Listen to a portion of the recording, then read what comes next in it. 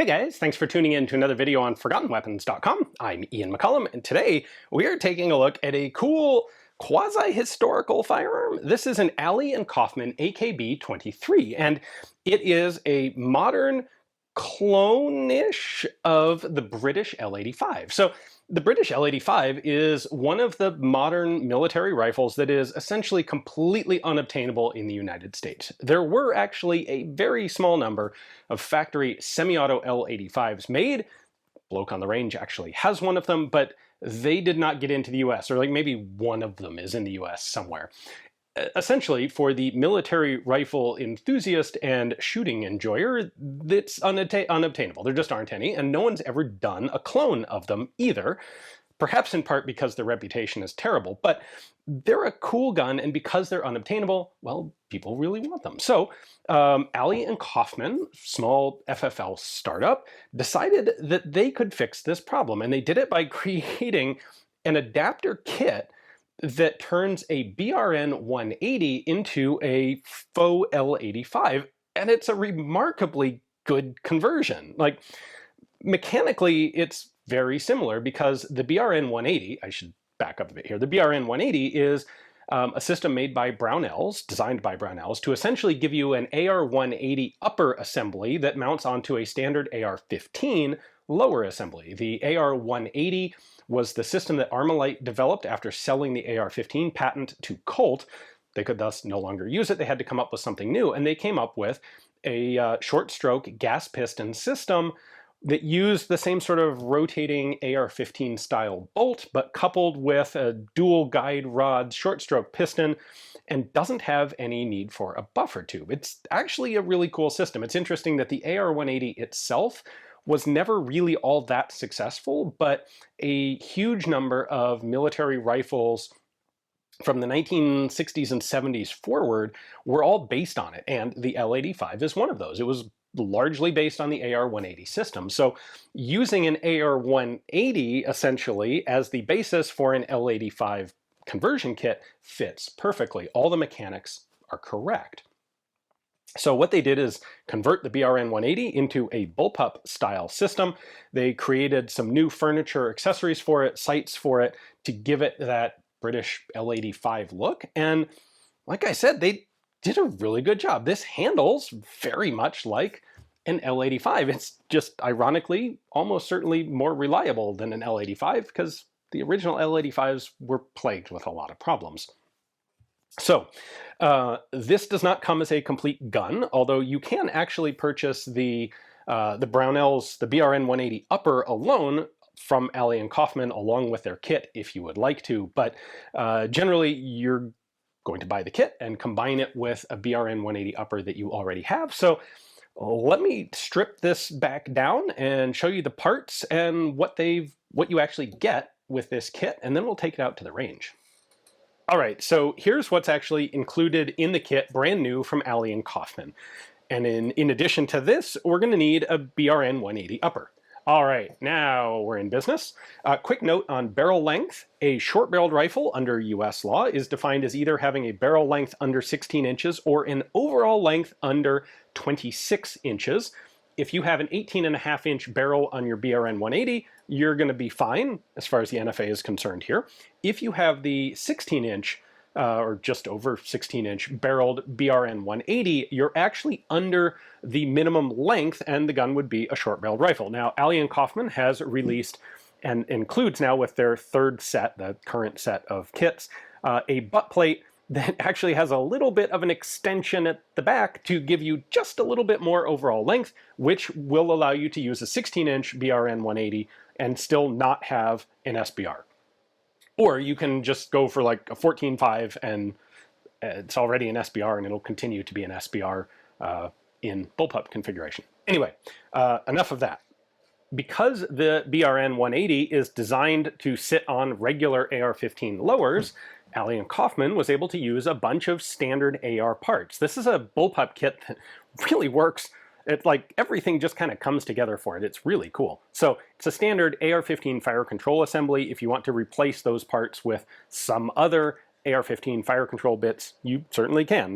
They're normal components. Magazine release, not so much, but The whole lower assembly is milled aluminum, and in order to move the trigger from back here on an AR to up here, they have a pocket inside this lower. It's covered by a piece of sheet steel here, but it's got a trigger transfer bar in it so that when I pull the trigger here, we have this trigger linkage back here actually moving. Pretty straightforward conversion there. There are 3 pins on the lower. The front one is actually just here to hold in the trigger guard and trigger elements, so you don't need to mess with this for disassembly. Just these 2 that lock into the 2 lugs on the BRN-180 upper. We have an assortment of things here that need to be installed. I'm going to go ahead and start with the rear cheek rest. This uses one of these screws off of the Brownells upper. Just so take that screw out first, which I've already done, and then you slide the cheek rest on. There we go. Until that lines up right there. Then we put that screw back in. Next up, I'm going to put on the rear sight and carry handle assembly. That just goes on and slides back. And so we're going to set that in position here, drop the 2 screws through, and tighten that down. Next up, we have the handguard. This is professionally 3D printed, not injection molded. Same with the cheek rest, by the way. The real L85 handguards have a few extra features to them. They're done a little differently. They have a trapdoor here on the top that gives you access to the gas piston. Well, of course, for the BRN-180, the gas piston's already locked below inside this handguard, so there's no need to have a trapdoor there.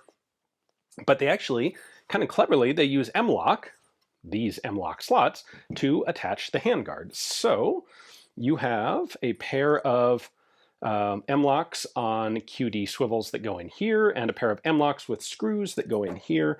This is definitely the kind of trickiest part of the installation. So I'm going to take my M-lock tab, put that into its little recess right there, thread a screw in. I've got the same thing with QD sockets up here. We want to actually pre-assemble the QD socket. Then we drop that in this side until it goes through.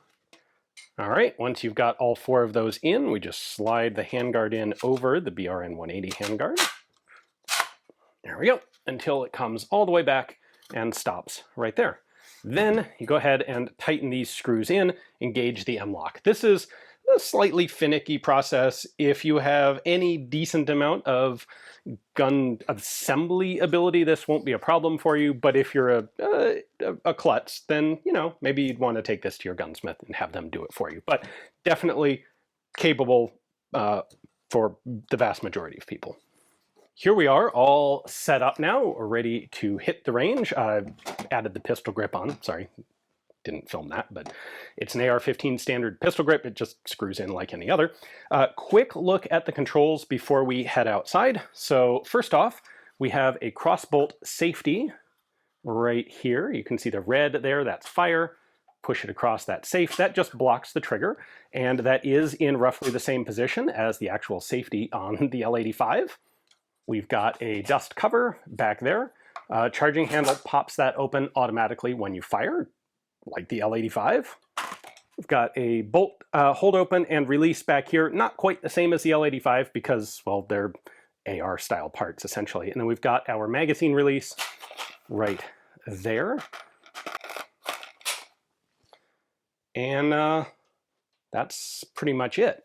Okay, actually we're not quite ready to go out to the range because I need to change up this rifle a little bit. I've got an assortment of bits here that I have been accumulating for various lengths of time for the L85, and we're going to go ahead and install these all onto the rifle. So just a quick overview.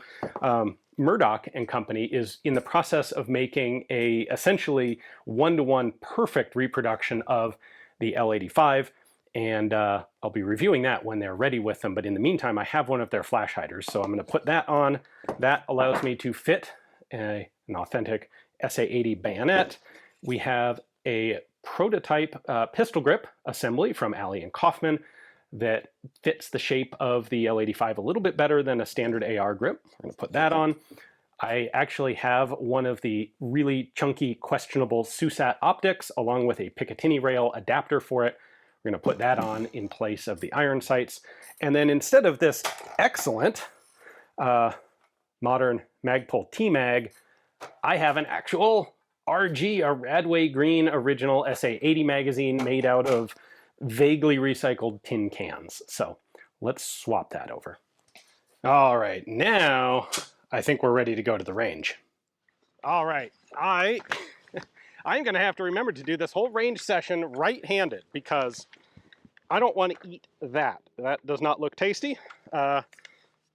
These will be my first rounds fired with the AKB-23. Let's see how it goes. No idea where this thing is zeroed. And safety, there we go.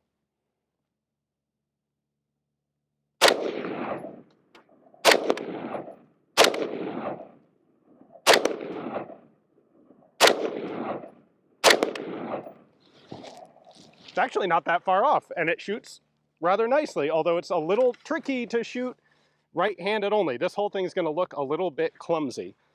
All right, so what you get with this thing is the authentic feel of an L85.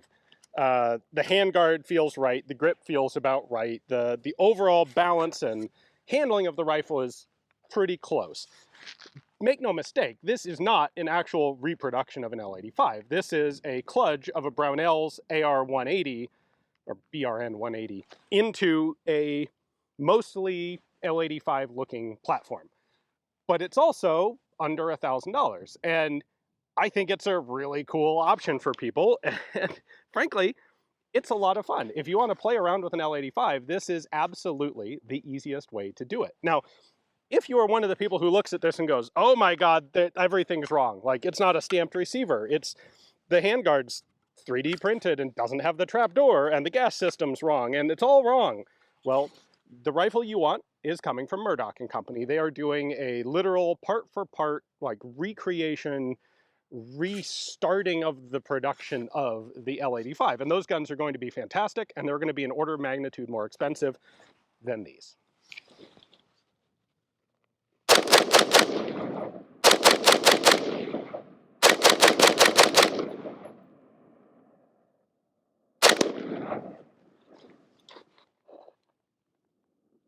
Oh, that feels so weird. There we go.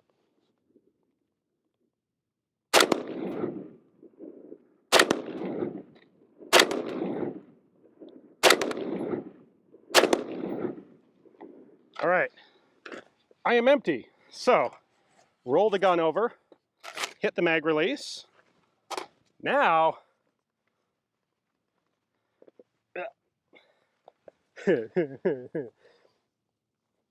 Radway Green, original SA80 magazine. So, magazine in, bolt release. No, aren't you supposed to reach over?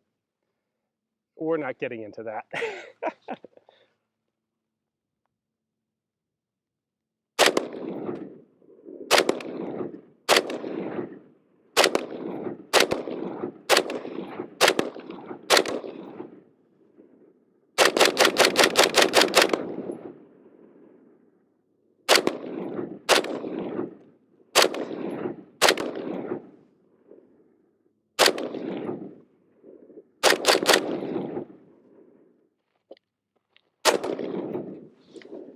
And now we're empty and it has locked open. This thing's pretty cool. Like, if you want the fun of an L85, this is actually an accessible gun. If you want to do the LARP, the cosplay, I would say you could do worse than this, but I don't think there are really any other options than this right now. It's this at the moment, and it will eventually also be Murdoch's amazing complete reproduction.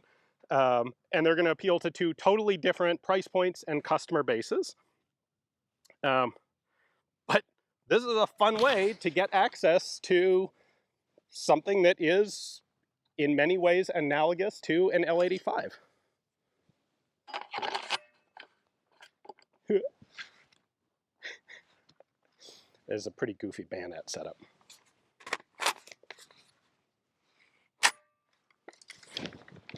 Oi!